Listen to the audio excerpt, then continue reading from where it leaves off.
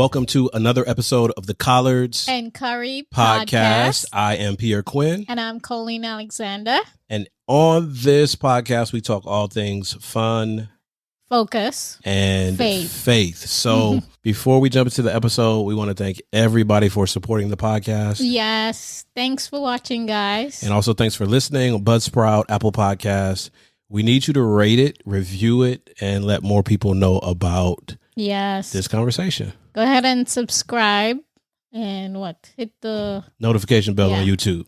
All right, cool. So we got that out of the way. Let's jump into this episode. We start off with fun. So where you want to go today? Well, since we're wearing these T-shirts, how about cartoons? Yeah, I mean, I didn't pick these T-shirts. I actually bought them. So, some of you who are just listening and not watching, you can't see. We are wearing Nickelodeon T-shirts with characters from some iconic Nickelodeon shows. Yeah, some of the ones we loved. Yeah, the crazy thing about cartoons, right? Growing up in my house, we didn't have cable. We didn't either, it was, you either had to rent VHS tapes to watch them cartoons. But when I went to college, I binge watched so many cartoons. And there were cartoons that only came on, the best cartoons came on Saturday morning. Saturday morning, I was in church. So that was a whole thing. How many channels did you guys have? Growing up? Yeah. All right. There was 2, 4, 7, 20, 50. 2, 4, and 7, news comes on. Channel 20 was like kids-ish, random. 50. It was maybe 10 that I can remember off the top of my head. Wow, you were lucky. I had 3 when I was little. You talking about in Trinidad? In Trinidad, yeah. At one point, I think there was only 1, but when I was little, there was 3. I'm old enough to remember, I don't know if this happened for you in Trinidad, but I'm old enough to remember when TV stations would turn off for the night. Oh, yeah, you just see the boom with the colors on the screen. They would do, on some of the stations, they would do, it would, be the American flag. Really? And they would play, God Bless America. I think we had, it's not the rainbow colors, but that type of... Yeah, the color bar. The color bar, yeah. It would go off at midnight. Yeah. Like clockwork, just midnight, just shut down. Every night, yeah. Yeah. We're spoiled today. Oh, yeah. And you realize... You could stay up and watch as much as you want. Yeah, but then it's crazy. 200 channels, but you still only watch 5 or 6. Yeah. So, all right, cartoons, growing up, favorites. You know my favorite. What's my favorite? You asked me what your favorite cartoon is? Yeah, I told you. Hey Arnold? No. Rugrats? We were just listening to the guy, the voice actor. Oh, Thundercats. Thundercats. That was my favorite. So your top 5. Okay, maybe because I had a crush on Lion. Okay, can we talk about this? Can we talk about having crushes on, you got a thing. You and your sisters and, had crushes on these characters like John Smith from Pocahontas. Yeah. I mean, it's weird for guys to say that you had. So you're telling me none of those Disney cartoons or movies, you didn't have a crush on the girl? Nah. That's a lie. Nah. You have no crushes on no cartoon girls. Okay. Maybe not the Disney movie, but what about the cartoons themselves? There might have been 1 or 2. Like? Did you like Smurfette? Really? Did I like Smurfette? Yeah, I bet you did. No. Man, is our podcast supposed to be about this anyway? It's fun. All right, so there was a movie that came out. Tell me. Who Framed Roger Rabbit? Really, the lady? Oh my gosh. She was put in there just for that, though. For guys to like her. I was a kid. When did Who Framed Roger Rabbit come out? That wasn't a kid movie, though. It was a cartoon, though. I know. No, it wasn't a kid movie. And parents assumed that it was safe for kids to watch. Well, it's the same assumption that we make today that cartoons are for kids, and 95% of the time they're not for kids. Yeah, they have a lot of adult stuff in it. A lot of adult themes, and when we talked about that when we were talking about Soul a couple of podcast episodes ago. Mm-hmm. Favorite cartoon? Yeah, what's yours? Man, that's tough because it comes in sections and in like clips. I think you told me at one point it was Voltron. Voltron was up there. Yeah. I would probably have to say favorite cartoon growing up, like vividly, it's a toss up for me between Transformers. Oh gosh, I love Transformers too. Transformers and Teenage Mutant Ninja Turtles. Like that's kind of a toss up. That's understandable. Yeah. 1 and 1A, I guess. Mm-hmm. But I liked. That was more the 80s, right? Those cartoons were 80s. Yeah, they were 80s cartoons. Yeah. Now, as we move, these are more 90s. Like Hey Arnold and Rugrats. So, yeah, there's an era where cartoons were just weird. Yeah.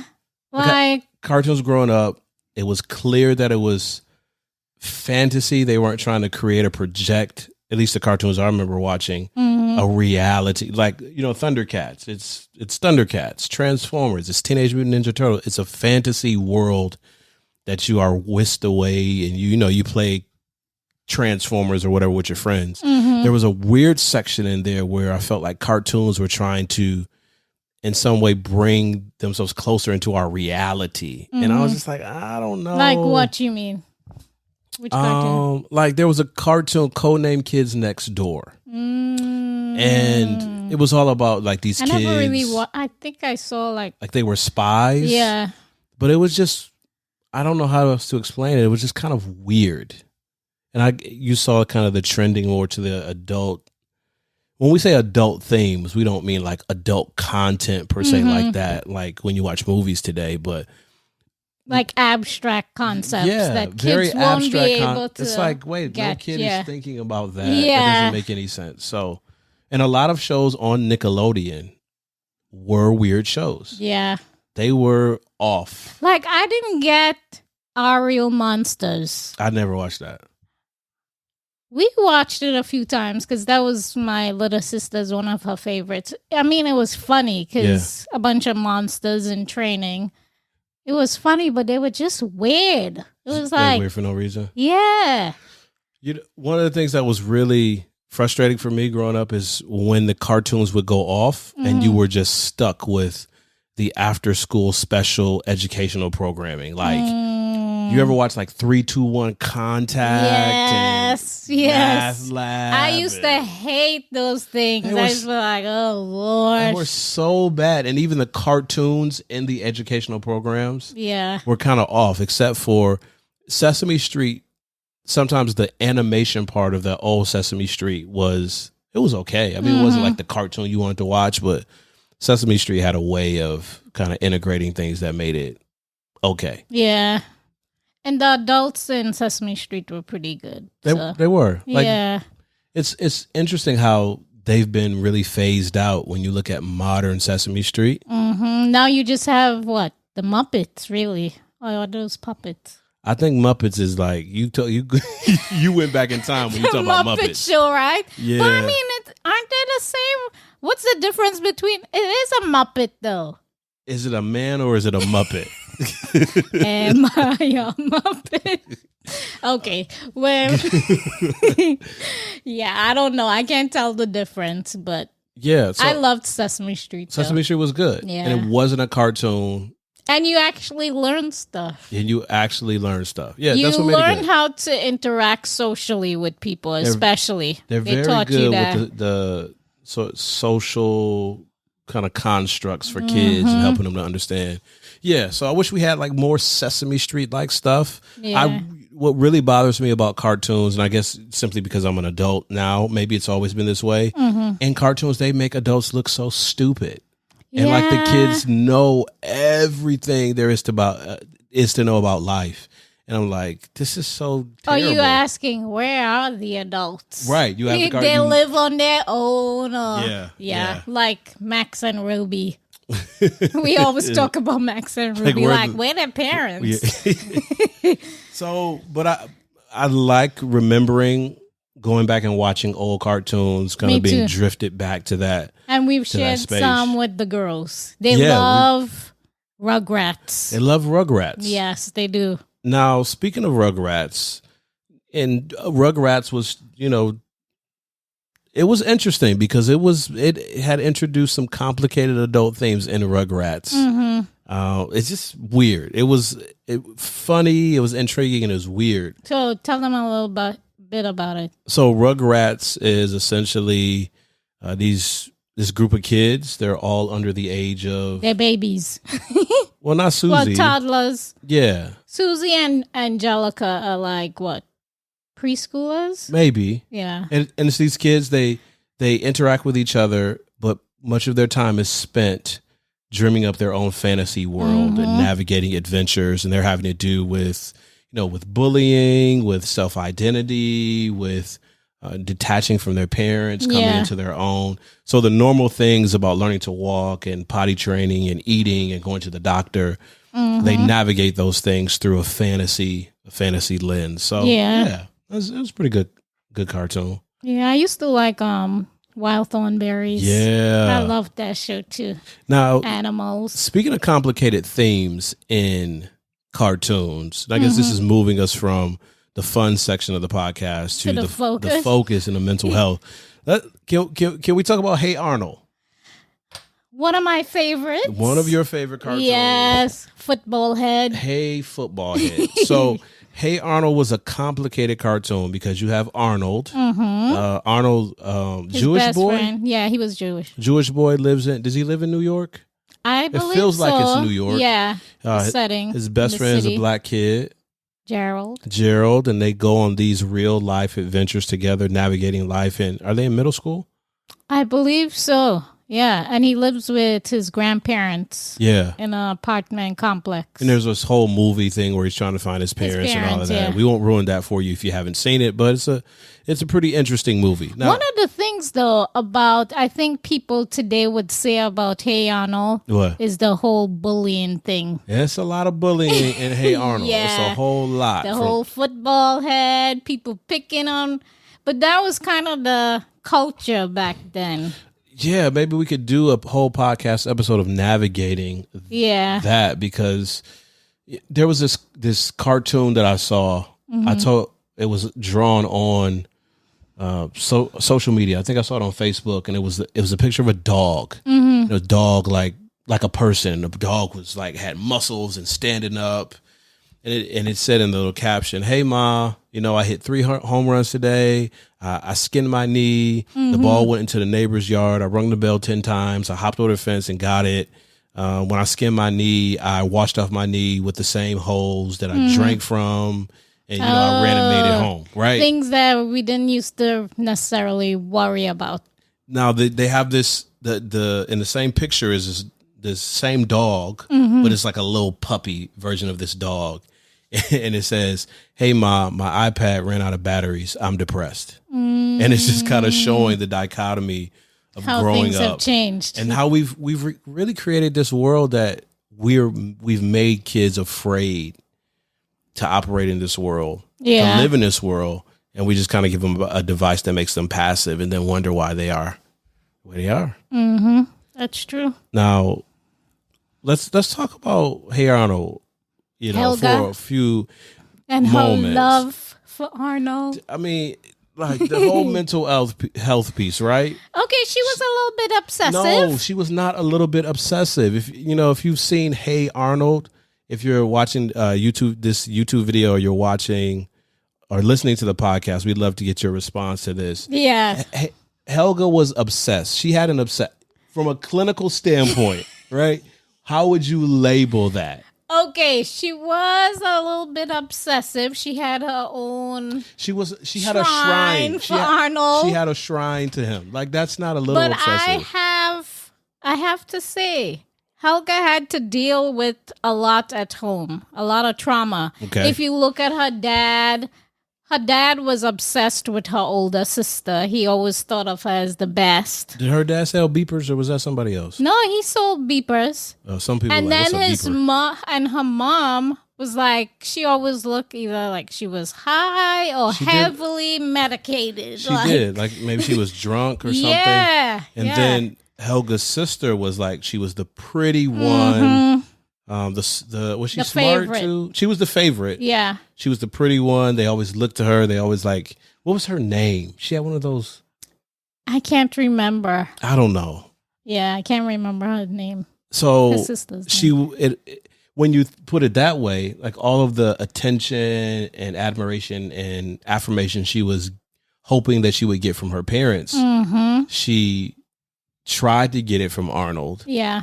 And but still, because she was fearful of actually admitting to Arnold how she felt. She was very passive aggressive. Yeah.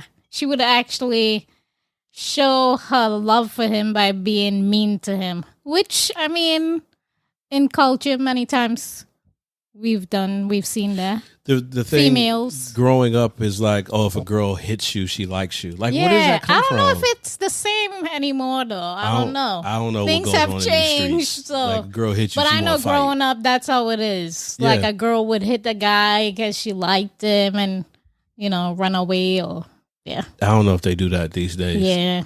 So okay. So from the focus aspect of what's going on with Helga and Arnold in the show,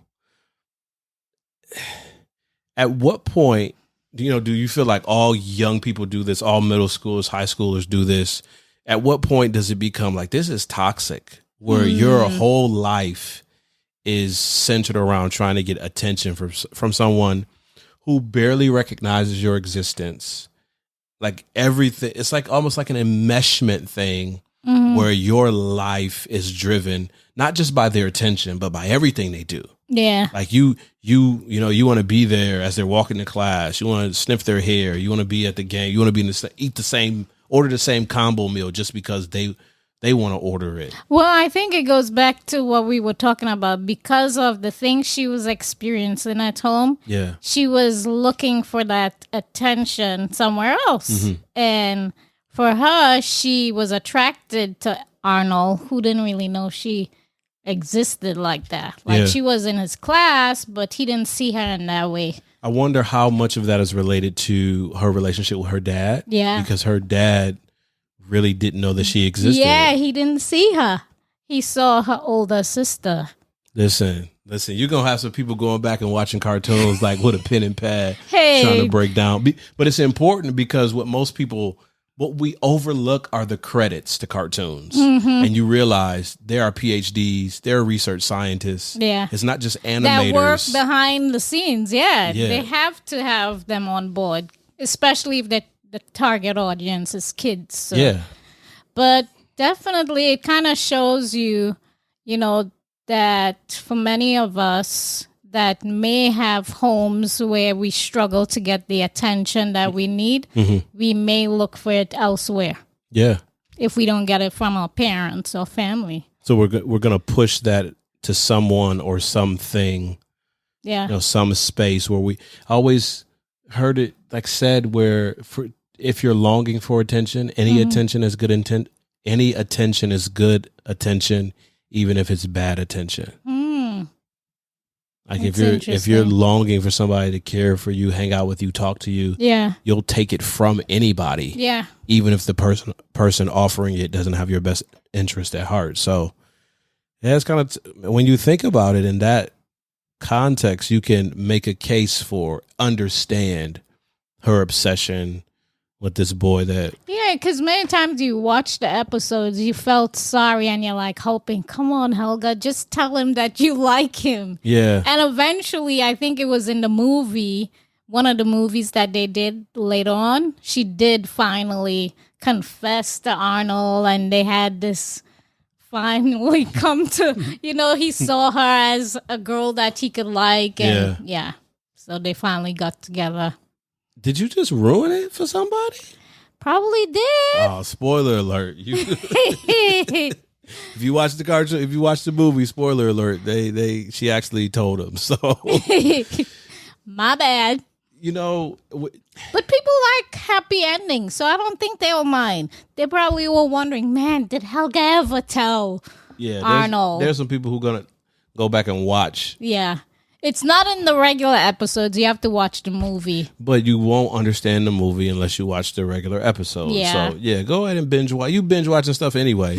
Go ahead and binge watch a couple of seasons of Hey Arnold and then watch the movie. Mm-hmm. Okay, so let's talk about this. You know, Helga has this fascination with Arnold, but she won't always take the actions. As a middle schooler, there's a lot of pressure, but as adults, we're the same way. We have something that we're looking to achieve, accomplish, or whatever, but we won't always make the corresponding action, which kind of brings us to the faith section. Because many times we often pray and ask God to do something for us. And every day. Yeah. And we think we're just supposed to wait and let it happen. So, what do you say to the person? And there's just to people who are like, well, I've prayed. I think it depends on the situation and what exactly you're asking for.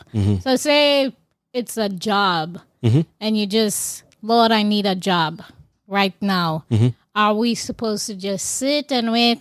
He's going to send the job, or are we supposed to actively look? You know, I think this is one of the many ways in which preachers take a text, rip it out of its context, slap it on a bumper sticker, on a T-shirt, or on the end of a sermon, and we just ride out on it. Like this whole... What particular text? Like, be still and know. Oh, that one. Like, it's... When you look at the stories in Scripture, every faith journey story is connected to a corresponding action sooner or later. Yeah. Maybe not in the moment that God says something to a person, but sooner or later, a person is going to have to make an action step. My boy Chris was talking about this the other day. We were having a conversation. He said God told Abraham and Sarah they were going to have a kid. Abraham and Sarah still had to have sex, though. Like, they still had to initiate. We don't ever think about that. They still had a part to play. And I feel like, especially, you know, we're talking about cartoons and cartoon relationships. I feel like this is a thing with relationships. That's like, true. I want my family to be better, so I'm going to pray about it. I want my communication or my relationship with. And we think it's magically going to happen. I prayed about it. I left it in the hands of the Lord. Yeah. Like, what does that mean? I think we think while we're sleeping, God is going to sprinkle some little dust on us and it's going to turn out right. But we fail to realize many times we have to seek for help. Yeah. I mean, especially when it comes to stuff with relationships. Go get some professional help. And I think when we're wrestling with putting things in God's hands, I think the better alignment with that is really the other person. Yeah. Like if it's the other person, you trying to work on the other person is a situation you need to put in God's hands. Yeah. But connected to that, there are some correlating actions that you need to take personally. Well, most times we think it's the other person with the issue. And we fail to realize that there may be things about ourselves that we need to work on as well. Yeah. But yeah. And it's hard though, It is hard to come to terms with the reality that in a relationship, in an exchange, as much as I'm highlighting, referencing, shedding the spotlight on what somebody else is doing wrong, there's like a floodlight on my area, but I'm trying to cover that joint as much as I can. I don't want you to see my stuff. Yeah. You got a lot of stuff to work on. And nothing ever happens. It's like, Lord, why won't you just change this person, turn this person around, do something for this person? But am I as intent about not just praying for, but doing the follow-up actions that actually lead to my transformation so the relationship can be better? Yeah. Or is it just like, and just fix them? So where do you say, where is the balance then in asking God to help you with something versus you just trying to do it all on your own? As a person of faith, I don't believe that there's ever a time where anything is accomplished all on your own. Yeah. Like, even if you don't acknowledge the presence of God in your prayer life or your study, the breath you breathe, Genesis, like the breath you breathe and the strength that you have comes from God. So there's no way you're doing it by yourself. We don't even think about that. We wake up in the morning, I'm awake. We don't ever think, the only reason I'm awake is because the Lord gave me breath to live. And I know we can make a nuanced scientific discussion about that, but like your existence, right?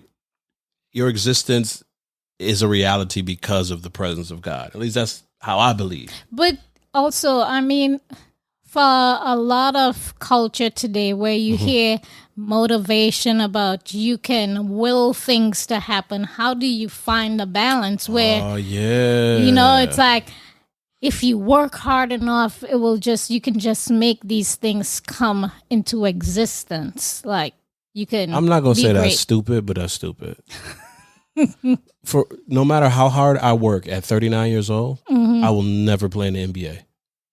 That's no true. matter how hard I work, for several reasons. One, the time. I didn't mean to say it like that. That's true, babe. No, you meant it. You meant it like that. It's okay. It's all right. All right. I was more referencing that we can't do it on our own. You're a Knicks fan. That's hard for you.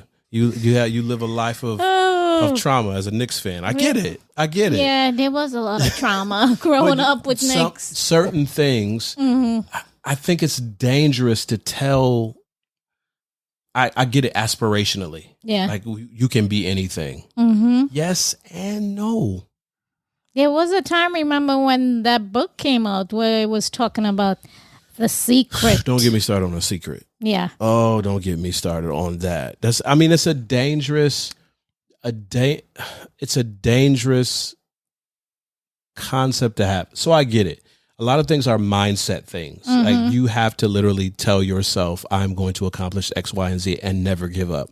But this whole, you can almost magically speak it into existence, attract it to you. And it can come to you. Yeah. That in many cases, depending, and we're not knocking anyone's faith system or belief system, but for me, the perspective is sometimes I wish much harder than I'm actually willing to work for it. Yeah. In context. So is there a difference, say, with The Secret and, that whole concept versus how we hear certain people in church say, what's the saying? Speak it into existence. Yeah, we've taken a lot of things from gospel songs that we don't know the origin of, or they sound churchy, but they could be off theologically. Yeah. The idea in scripture, when you're talking about speak those things that are not as though they were, is a positioning of faith.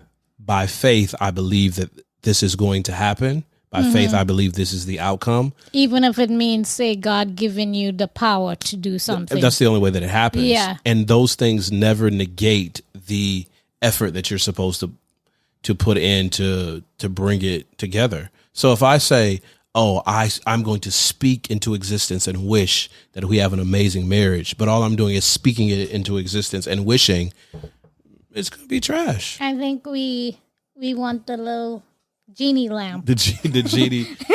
Yeah. Aladdin. Rub that lamp. So James talks about this in the book of James, for you Bible readers out there, that the faith, there's a relationship between the faith you have and the action that you take. Yeah. And a lot of us are like Helga Pataki. We're wishing that Helga. Arnold sees us or whatever it is, but we're not willing to put the effort forward to bring what we believe by faith is possible. That is true. To reality. And it only happens with God-given strength. So, yeah. Well, I would say this was a really good episode. Man, I felt like I talked a lot in this episode. I'm glad you talked, because I was a little tired this week. Well, I'm tired too. Let's get this thing edited and ready to go. So that's all we got for this episode. I still got tea in my cup to drink, and I'm excited about that. All right, guys. Take care, and thanks for watching and listening.